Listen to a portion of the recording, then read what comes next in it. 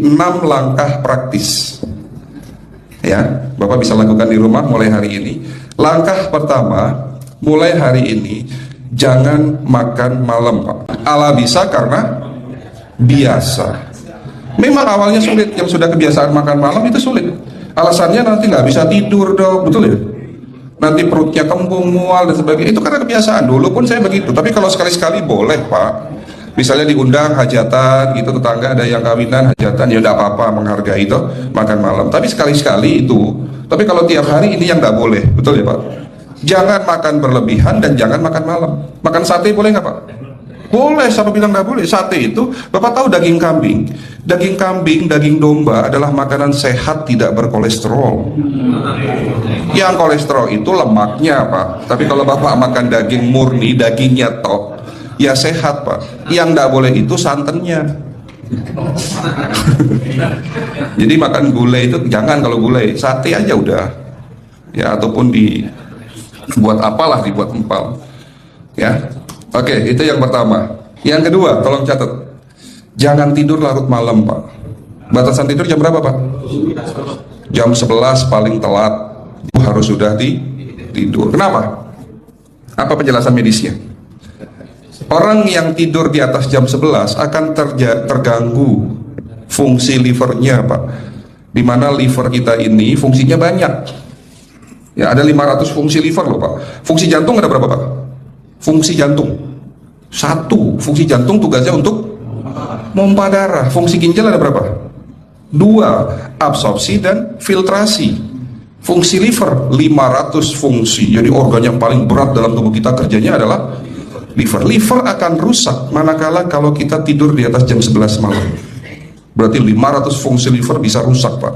Ini salah satu penyebab diabetes. Bukan hanya kerusakan pankreas, tapi rusaknya liver bisa jadi penyakit diabetes Pak.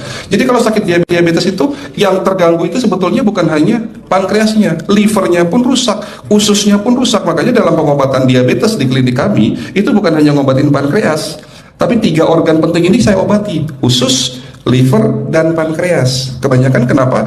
Kalau dalam pengobatan tradisional mereka tahunya diabetes itu hanya pankreas, ya kan? Tapi di sini dalam pengobatan holistik, orang yang kena liver itu 3 organ ini pasti rusak: usus, liver, dan pankreas. Salah satu penyebab dari kerusakan liver akibat kebiasaan tidur larut malam. Jadi salah satu penyebab diabetes pun bisa karena tidur larut malam.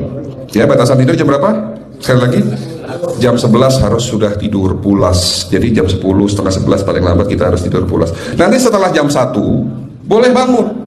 Yang penting jam 11 sampai jam 1 ini harus tidur pulas. Jadi kalau Bapak mau sholat tahajud jam 2, setengah 3 ya monggo. Ya. Oke, itu yang kedua. Yang ketiga, air putih Pak dijaga 2 liter sehari. Bagaimana cara minumnya yang baik? Rasulullah sudah ngajarin kita ada 6 sunnah. Harus duduk, pakai tangan kanan, seteguk demi seteguk, membaca basmalah di saat minum, diakhiri dengan alhamdulillah, kan begitu. Ya, pagi hari minum 1 gelas bangun tidur sebelum sholat subuh. Setelah sholat subuh boleh teh, tapi juga dibilas dengan 1 gelas air putih. Sebelum mandi nanti Pak, minum air hangat. Kalau Bapak mandinya pakai air dingin boleh, tapi sebelum mandi minum air hangat biar tubuh kita ini jangan terlalu dingin di saat kita kena air dingin. Sampai maghrib pastikan 2 liter sudah masuk dalam tubuh kita. Malam mau tidur, tolong perhatikan Ibu ya, malam mau tidur jangan banyak-banyak minum.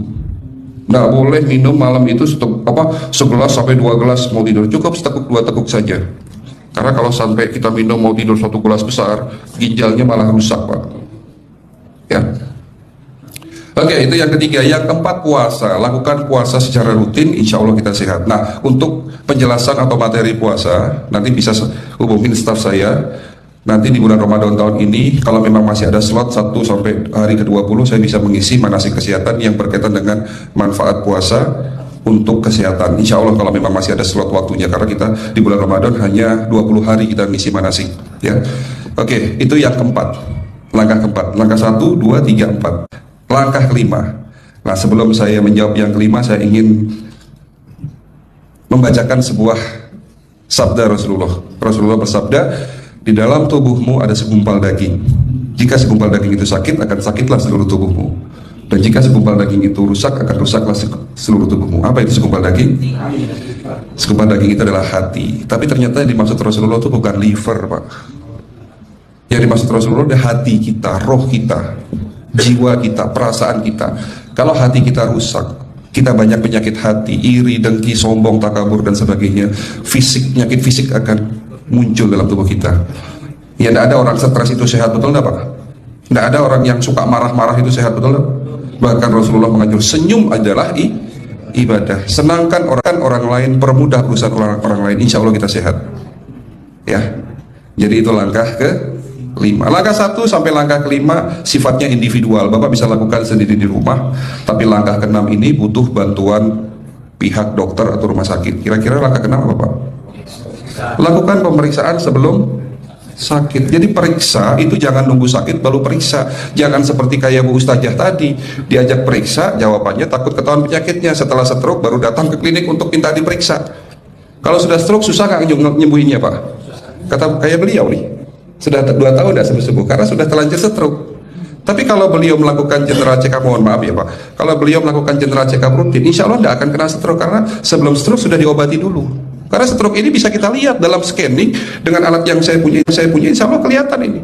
Oh ini sudah mulai ada tanda-tanda mau penyumbatan, buru-buru diobati. Memang takut Pak, tapi pesan saya jangan takut. Ya lakukan pemeriksaan supaya kita tahu, supaya kita kenal. Gitu ya Pak. Jadi kira-kira di jemaah ini ada enggak yang mau saya ajak periksa kita semua? Pesan terakhir dari saya, lakukan pemeriksaan sebelum terlambat. Ini pesan saya dan pesan seluruh dokter di dunia sebetulnya. Lakukan pemeriksaan sebelum terlambat. Ya, karena dengan kita melakukan pemeriksaan kita akan kenal tubuh kita. Kalau sudah kenal kita akan sayang sama tubuh kita. Betul Pak? Ada pepatah mengatakan tidak kenal tidak sayang. Cukup sekian dari saya. Mohon maaf kalau penyampaian kami kurang baik. Akhirul kalam, wabillahi taufiq wal hidayah. Wassalamualaikum warahmatullahi wabarakatuh.